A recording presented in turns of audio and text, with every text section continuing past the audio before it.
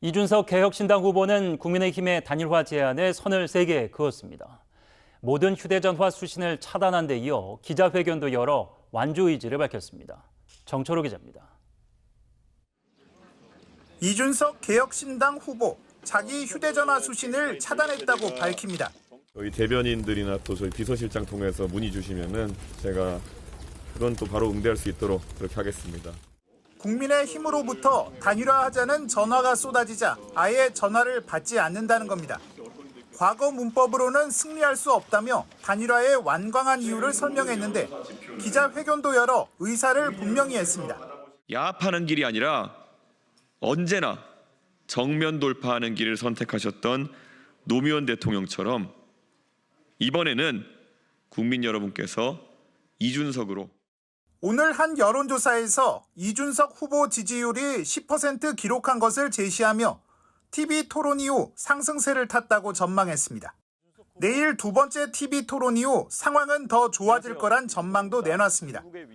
어제는 이재명 후보의 성남시장 시절 치적이라는 성남시 공공의료원을 방문해 공격적인 발언을 했는데 이준석 대 이재명 구도로 만들기 위한 포석이란 해석도 나옵니다. 이재명 변호사 시절부터 이재명 후보가 역점 사업으로 추진해 왔던 것인데 이것의 지금 현재 상태를 성공적이라고 평가하는지. 국민의힘 친윤계 일부가 당권을 줄 테니 단일화하자고 했다는 당권 거래설에 대해서는 친한계가 당권 투쟁에 사용하려는 의도가 보인다고 말했습니다. 국민의힘 분열을 유도하는 전략이란 시각이 나오는데 실제로 친윤계에서는 당권은 당원들로부터 나온다며 일축했지만 친한계는 의심을 드러내며 계파 갈등 조짐을 보이고 있습니다. 개혁신당이 광주에 이렇게 공을 들인 이유가 있습니다. 사실 광주에서 지지율 보수층 지지율은 10% 안팎인데 뭐 이유가 어디에 있는지 또 목표치를 어느 정도 잡고 계시는지. 제가 예전에 국민의힘 전당대회 나와가지고 그때 연설을 광주에서 김대중 센터에서 했을 때 그런 얘기를 했습니다. 제가 1985년생이기 때문에 1980년 5월 광주에 대해서 어떤 책임도 부채의식도 없는 세대가 아마 제가 처음일 것이다. 그래서 그때 제가 만약에 보수정당의 대표가 된다고 한다면은 이제 드디어 저는 책임론에서 자유로워가지고 광주의 미래에 대한 얘기를 할 수 있을 것이다. 이런 얘기를 했습니다. 그래서 그때 제가 당대표가 돼가지고 결국에는 계속 광주 복합 쇼핑몰이라든지 아니면 광주에 뭐 새로운 산업을 가져 이런 얘기들을 할 수 있었던 것이거든요. 그리고 제가 하는 얘기가 뭐냐면은 이런 과거의 그 역사적 과오나 이런 것을 자유로워져야지. 제가 아까 남부 지역에 있는 그 사람들끼리는 에너지 정책에 대해서 연대해야 된다 이렇게 얘기했잖아요. 저는 개혁신당이 바라는 건 그겁니다. 저희가 경상도에 가서도 이야기할 수 있고 그리고 그 전라도에 가서도 얘기할 수 있는 그런 정당이 되어가지고 지역별로 좀 이해가 일치하는 사안에 대해서는 같은 목소리 낼수 할 수 있게 하는 게 제 정치적 목표입니다. 예전에 노무현 대통령께서도 언젠가 꿨던 꿈이고 하겠지만은 저희는 그 꿈을 좀 계승하고 싶습니다. 지금 광주랑 대구가 사실 정치적 성향으로 투표 성향이 완전 다르게 나타났는데 두 지역이 겪고 있는 문제는 거의 비슷합니다. 결국 인재가 어떻게 수도권에 유출되는지 지역에서 기업을 유치하기 어려운지 이런 문제는 비슷한데 표결할 때 보면 다르게 나타나거든요. 저는 이게 뭐 당연히 국민들 투표결뿐만 아니라 국회에서도 정책에 대한 관점이 다르게 나타나는 경우가 대부분이거든요. 저는 이걸 해결하기 위해서 개혁신당은 결국 양쪽에 항상 바른 소리를 하려고 합니다. 저희가. 그래서 저희가 목표로 하는 게 있다면은 저희가 대구랑 이번에 광주 그리고 부산에서 거의 균등한 득표율을 얻어가지고 저희가 어느 한쪽에 치우치지 않은 정당이 되는 것이 저희의 목표 중에 하나이고요. 최대한 그 안에서 많은 득표를 얻어가지고 저희가 진짜 개혁신당 내에서는 사실 영호남의 구분도 없고 그래서 갈등도 없다는 걸 보여주고 싶습니다.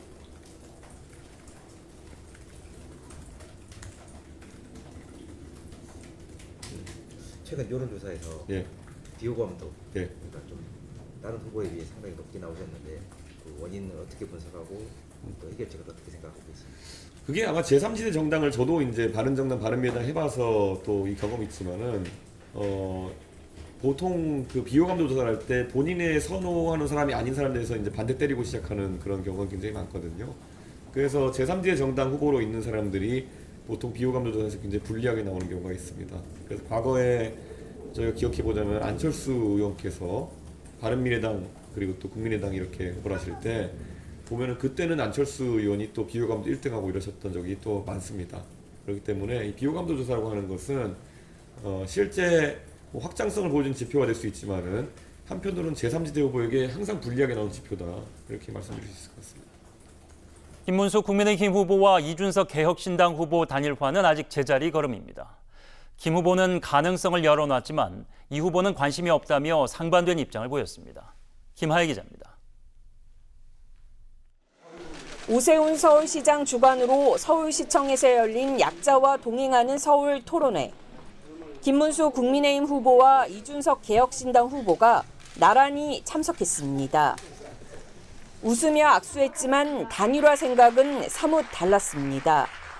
김 후보는 당 잘못으로 헤어졌지만 하나라며 이 후보를 향한 단일화 가능성을 열어놨습니다. 우리 당의 여러 정책, 이념, 또 구체적인 하나하나의 인맥에 대해서, 인물에 대해서 저보다 더 잘 알고 계십니다. 지금은 우리 당이 그동안 잘못해서 이준석 후보께서 밖에 나가서 고생을 하고 계시는데, 그러나 고생 끝에 대성공을 또 터뜨리겠습니다. 반면 이 후보는 김 후보의 러브콜에 부정적 반응을 보였습니다. 단일화 논의 자체에 관심이 없다며 선을 그은 겁니다. 보수 진영을 규합해서 선거를 치러보려는 그런 선의에 대해서는 전혀 의심하지 않습니다. 그런데 제가 늘 말하는 것처럼 그것은 이길 수 있는 방식도 아닙니다. 그런 단일화 논의 자체에는 전혀 관심이 없습니다. 정치권에선 투표용지 인쇄가 시작되는 25일 전을 단일화 마지노선으로 보고 있습니다. 이번 주 안에 의미 있는 결과가 필요합니다. 대선 과정에서 여러 가지 상황들을 고려해서 적절한 시기에 많은 이야기를 나눌 수 있도록 하겠습니다. 김 후보 지지율이 40%를 넘길 경우 단일화 논의가 급물살을 탈 수 있다는 관측도 나옵니다. 국민의힘은 당분간 김 후보 지지율 높이기에 총력을 기울일 방침입니다. 대선 후보들의 발걸음이 바빠지고 있습니다. 전국을 누비며 유권자 눈을 맞추는 후보들의 하루를 정철호 기자가 정리했습니다. 선거운동 처음으로 전북을 찾은 이재명 민주당 후보. 지역 균형 발전을 다시 꺼냈습니다. 호남의 소외감을 잘 안다며 정부가 책임지겠다고 말했습니다. 지방이라 소외되고 호남이라 소외되고 호남 중에서도 전북이라 소외됐다. 이 3중 소외감을 느끼고 계신 거 잘 압니다. 국민의힘을 탈당한 김상욱 의원도 유세차 위로 불렀습니다. 국민의힘이 수구 집단에 불과하다고 강하게 비판했습니다. 보수의 진정한 가치, 합리적 보수의 정신을 우리 민주당 안에서 실현해 볼 수 있도록. 김문수 국민의힘 후보는 성남과 수원, 화성을 찾았습니다. 삼성전자 평택 반도체 단지, 광교 신도시, 동탄 신도시 등 경기도지사 재임 성과를 앞세웠습니다. 청렴성도 강조했는데 이재명 후보를 향한 비판으로 풀이됩니다. 여러분을 겸손하게 깨끗하게 섬기는 경기도지사가 되고자 했습니다. 그것이 바로 우리 경기도민의 명예를 높이는 것이기 때문입니다. 수도권 다음은 충청으로 향했습니다. 이렇게 전부 연결해서 대전으로 연결하는 고속철도 시대를 반드시 열겠습니다. 이준석 개혁신당 후보도 충청도로 갔습니다. 단국대 천안 캠퍼스에서 학생 식당을 찾아 대학생들과 눈을 맞췄는데 전통적 보수층이 합리적 판단을 해야 한다고 말했습니다.